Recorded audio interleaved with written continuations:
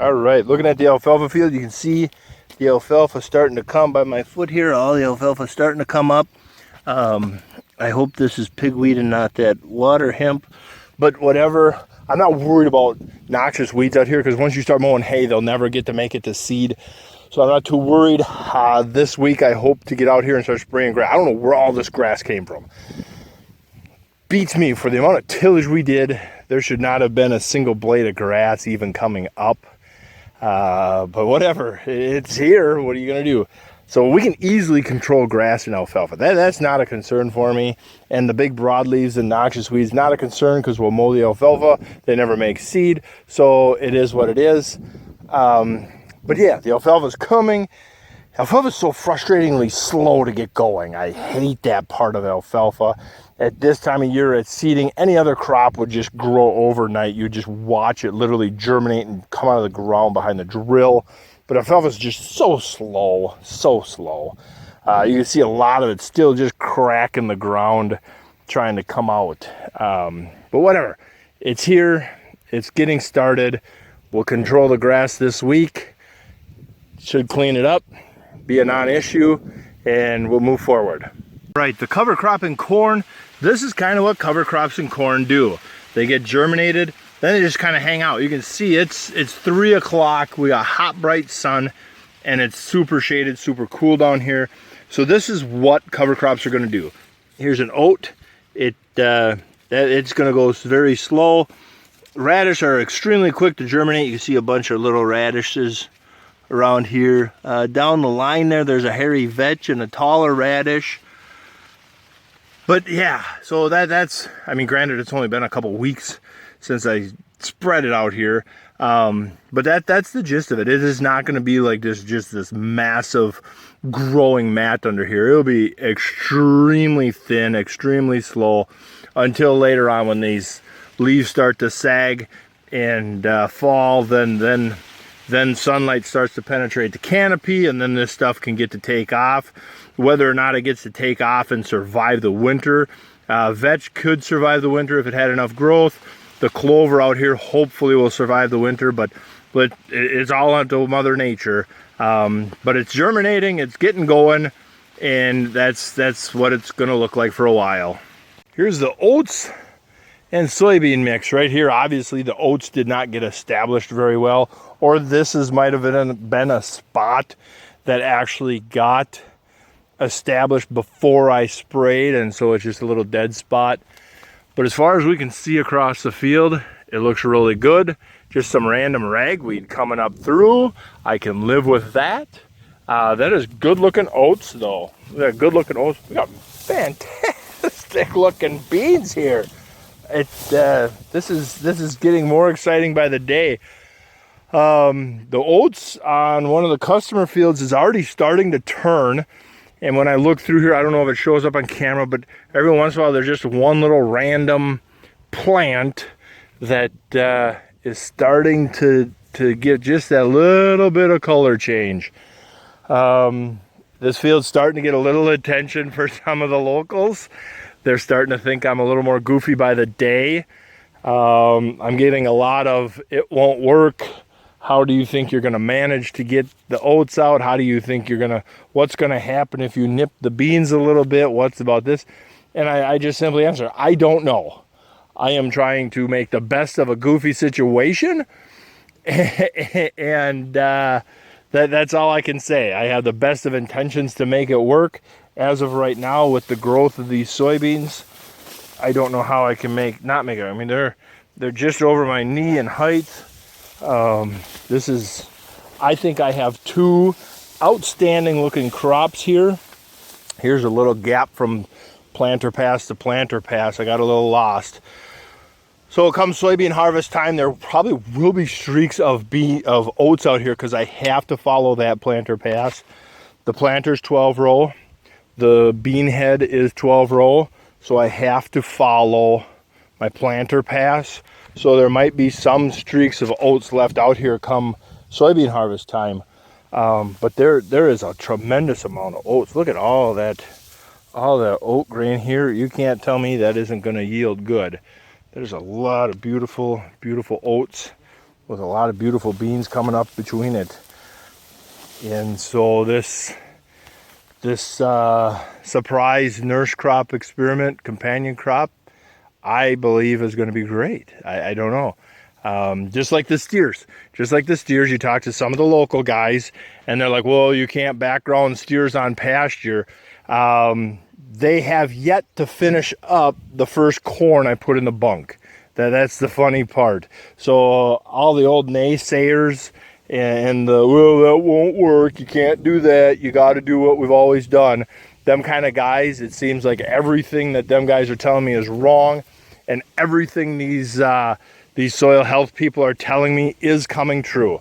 It might not be exactly like what they're saying, but for the most part of what they're saying is coming true. I like talking to the local agronomy experts and telling them about this field, or they've seen it and they ask what the heck's going on up here. The one guy said, man, that's a great looking oat field. Boy, that thing looks super gorgeous. You got some volunteer soybean down on the headland. You mother frickin', holy hell, these deer flies are eating me alive. You got some random soybeans down on the one headland by the highway where they can see it. And I laughed. I says, the whole field's a double crop. And then you get the, oh yeah. And you can see the look on their face that they're polite enough to not tell you how it won't work here. But you can just see they kind of roll their eyes and they're just like, oh, you poor thing, you wasted 7 acres. So I love some of the old stubborn thoughts, but you know what? This is 2 gorgeous looking crops. I mean, look at them beans. Look at them frickin' soybeans. That is just awesome. Just awesome. You know what? We're only a couple weeks away, guys. We're only a couple weeks away. The ground, there is moisture right under my feet. How awesome is that? This field notoriously, had it been a clean soybean field, it would be very dry. It would be very dry. But we got good cover, and any water that we're losing in the soil is feeding one crop or the other. That's the great part of it. We're losing basically none to evaporation. We haven't been hot enough for respiration loss out of the plants. So I love this. I love it. I'm getting excited. I'm getting impatient. It's just gorgeous. Just gorgeous. All right, let's go over to the corn. The corn update. So we're starting to see some tassels from spots that for whatever reason just had great emergence at planting. They were them day or 2 ahead. But you can start to see across the field some scattered tassels coming in out there. Awesome. We're a couple weeks early for tassel, but we'll take it. And the coming days, so if it's going to be next week that a majority of the rest of the early corn is tasseling, that is going to be fantastic because the weather is supposed to be in the high 70s, which will give us more than likely a good dew overnight. And that cooler temperature like that is great for tassel. It doesn't burn or damage the pollen. Because remember, guys, all this, the tassel here, all that little dust falls down to the silk on the ear, and each tassel has to touch each hair of silk, and that's how each kernel is created. So the forecast looks tremendously awesome for tasseling. And we are doing pretty okay on moisture. I believe we can always take more because this time of the year, this cornfield is moving a lot of water. So I will never turn down rain at this time of the year. So at this point, we're coming into the early reproductive cycle. There will still be some vegetative growth going on. I'm standing on the 4-wheeler, by the way. And stick my arm straight out for the corn. So there will still be some vegetative growth. Then at some point here, it will stop obviously on vegetative growth, and then all of its energy is going to go into filling that ear. And that's when we need all that P and K, all that nitrogen. Well, not all that nitrogen, but you know, that's when that plant is really sucking up nutrients and water. We're moving a lot of water here. So yes, corn I am extremely happy with. I don't know what more to say other than heck yeah. Let's go check out the beans. All right, we're on the bean field. It is looking really good for our vegetative growth. It's flowering. You can see the purple down there in the flowers. So we're still growing. It's starting to reproduce. That's our indeterminate soybean up here. It's just sensing that the days are getting shorter, so it knows like, hey, I'm going to keep growing, but we better start reproducing here because we don't have much time left.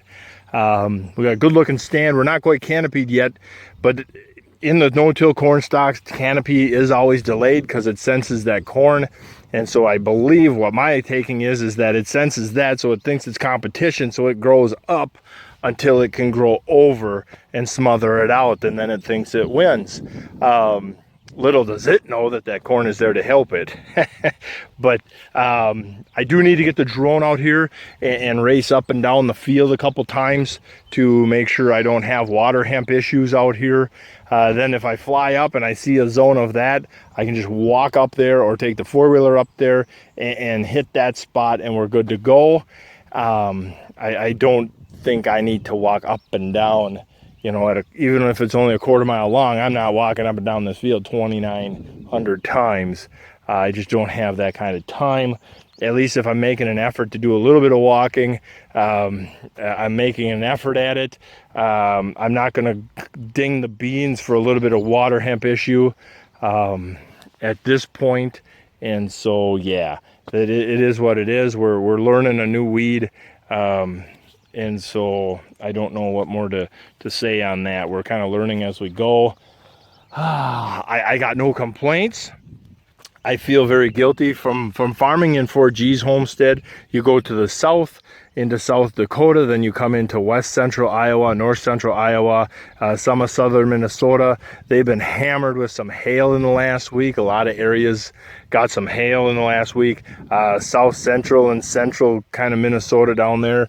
Some of them areas have been declared disaster areas from flooding. So of course our hearts and our sympathies and thoughts and prayers go to them farm families that you know, hopefully they make it through and their insurance and whatever, and the state helps them out, kicks them in. That's what natural disaster relief is for situations just like that. You know, you get 30 inches of rain in a month. I believe that's where our state can help a guy out.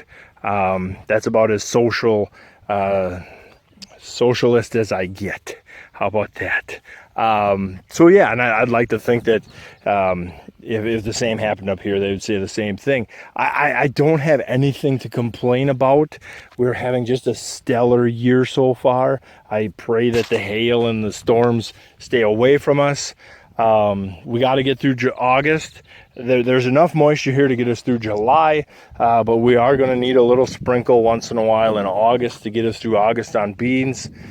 But I'm super excited because it's looking really good this year. So yeah, you know, if I would have been doing these videos since 2011, I would have had a lot of whining every week, and every year I would have had a bunch of whining. The markets are still tanking for soybeans and corn right now, but it is what it is. I got most of the bean production locked up at a very good price, so I lucked out there. Well, I didn't luck out. I worked for it. I watched my markets several times a day, and so I worked to lock in a great price for myself. So yeah, corn, we have a lot of unpriced corn, but that's okay. We'll figure it out. But nope, we've got nothing to complain about for this week. So guys, thank you very much for watching this week's crop report. Hey, don't forget to subscribe. I need subscribers because I want numbers, so I have power to my YouTube channel to help me with my goals of my YouTube channel. And I might make a video begging for subscribers later.